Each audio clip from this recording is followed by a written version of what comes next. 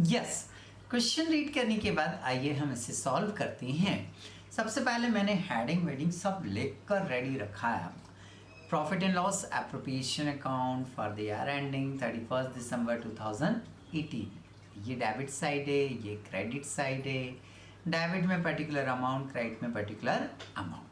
Question को जो मैंने रीड किया था तो मुझे पता है कि भाई हमें कैपिटल पर 5% क्या देना है, इंटरेस्ट देना है।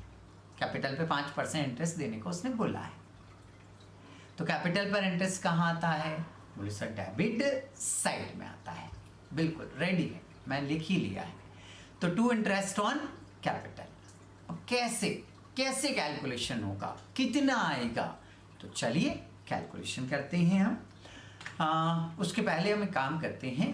क्वेश्चन में शायद कहीं प्रॉफिट दिया हुआ है, वो प्रॉफिट लिख लेते हैं हम। क्वेश्चन में प्रॉफिट किधर? प्रॉफिट किधर? क्रेडिट साइड लिखते हैं। तो ये लिखा हमने बाय बैलेंस BD प्रॉफिट। देखो जरा प्रॉफिट ध्यान से पढ़ो, पूरा सवाल पढ़ा है हमने। 62,000 प्रॉफिट दिया है, तो ये लिख दिया हमने 62,000। क्लियर? आइए सबसे पहले हम अब करेंगे कैपिटल के इंटरेस्ट का कैलकुलेशन। तो कैपिटल का इंटरेस्ट निकालने के लिए कैपिटल उठा लो और परसेंटेज उठा लो। क्वेश्चन में देखो कैपिटल दी है पारस की 1 लाख रुपए। ठीक है, पारस की कैपिटल जो है वो 1 लाख रुपीज है। 1 लाख का हमें कितने परसेंट निकालना है? मात्र 5%। जल्दी से कैलकुलेशन करेंगे। 1 लाख का 5% जो होता है वो 5,000 होता है। इसे यहाँ से उठाएंगे और यहाँ पर क्या करेंगे, पारस के नाम से इंटरेस्ट ऑन कैपिटल में नोट कर देंगे। सेम विकास की कैपिटल देखो भाई 80,000 है, लिखी हमने। कितने परसेंट? बोले सर 5% देना है इसको भी। तो 5% इसका आएगा 80,000 का 5% कितना हुआ? 4,000 हुआ। इस 4,000 को उठाकर यहाँ पर क्या करेंगे, हम लिख देंगे। ओके, नितिन हाजिर हो। नितिन की कैपिटल है 60,000 का 5% कितना हुआ? 60 का 5% 3,000। इसे उठाइए यहाँ लिख दीजिए, ये लिख दिया। तीनों को टोटल कर लीजिए, 5 4 9 3 12,000 रुपए। ये हो गया आपका इंटरेस्ट ऑन कैपिटल। क्वेश्चन में आगे पढ़िए। पारस को सैलरी देना है, पारस को और विकास को सैलरी देना है। तो सैलरी एक्सपेंसेस इधर ही आएगा तुरंत। ये लिखा हमने टू सैलरी। किस किस को देना है? सर पारस को 8,000 और विकास को 6,000। 8 और 6 टोटल कितने हो गए? 14,000 रुपए। और क्वेश्चन में बोले सर, और क्वेश्चन में ड्राइंग दे रखा उसने जो हमें नहीं लिखना है।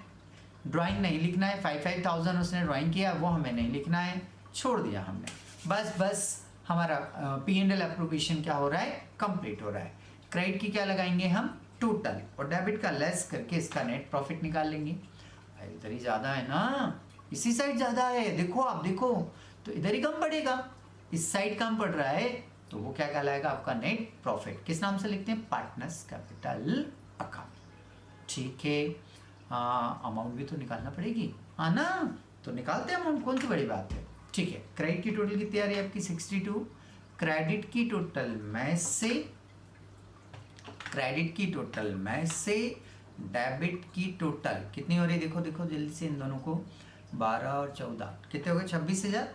ये 26,000 लेस करेंगे, 62 माइनस 26 बराबर आपका नेट प्रॉफिट आ रहा है 36,000।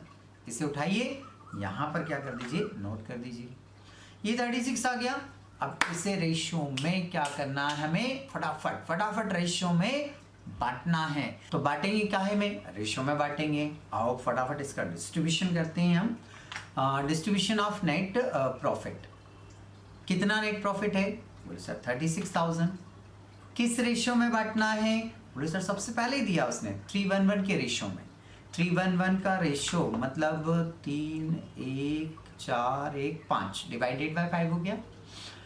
36,000 में 5 से क्या करना हमें? सबसे पहले तो डिवाइड करना है। तो चलिए डिवाइड करते हैं। 36,000 डिवाइडेड बाय 5 एज इक्वल कितना आएगा भाई? 7,200। अब एक रेशियो का प्रॉफिट आ गया 7,200, 3 से मल्टीप्लाई करेंगे, फिर 1 से मल्टीप्लाई करेंगे, फिर 1 से मल्टीप्लाई करेंगे, तो पारस, विकास, नितिन तीनों के प्रॉफिट बढ़ जाएंगे। तो चलिए बांटते हैं भाई। सबसे पहले पारस को बुला लें। पारस का रेशियो जल्दी से बताएं। बोले सर 3 है, 3 से मल्टीप्लाई किया, 7200 मल्टीप्लाई 3 एज इक्वल आया 21,600। इसे उठाकर यहाँ पर क्या कर दीजिए, नोट कर दीजिए। विकास हाजिर हो जी सर, 7,200 मल्टीप्लाई, विकास का रेशियो कितना है 1, तो 1 से मल्टीप्लाई करेंगे, 7,200 इंटू 1 इज इक्वल कितना आएगा आपका 7,200। उठाइए इसको यहाँ से और यहाँ रख दीजिए, ये लिख दिया हमने। नितिन हाजिर हो, कितना प्रॉफिट है 7,200 मल्टीप्लाई कितने से करना आपको 1 से, तो ये 1 से मल्टीप्लाई किया बराबर, ठीक है भाई, 1 से मल्टीप्लाई करा तो बराबर बराबर कितना आएगा 7,200। इसे उठाइए और यहाँ पर क्या कर दीजिए, आप लिख दीजिए, कितने लिखना है हमें यहाँ पर 7,200 रुपये। ओके, ज़रा एक बार टोटल भी लगा लिया करो कि ये 21,600 7,200 7,200 मिला के 36,000 हो रहा है या नहीं हो रहा है, क्रॉस चेक भी हो जाता है, हो सकता है हमने कहीं लिखने में मिस्टेक कर दी हो। ठीक है, तो जोड़ लो, 7 दूनी 14, 14 और 1 15 और ये सब 6, 36,000 बराबर आ रहा है, बिल्कुल बराबर है।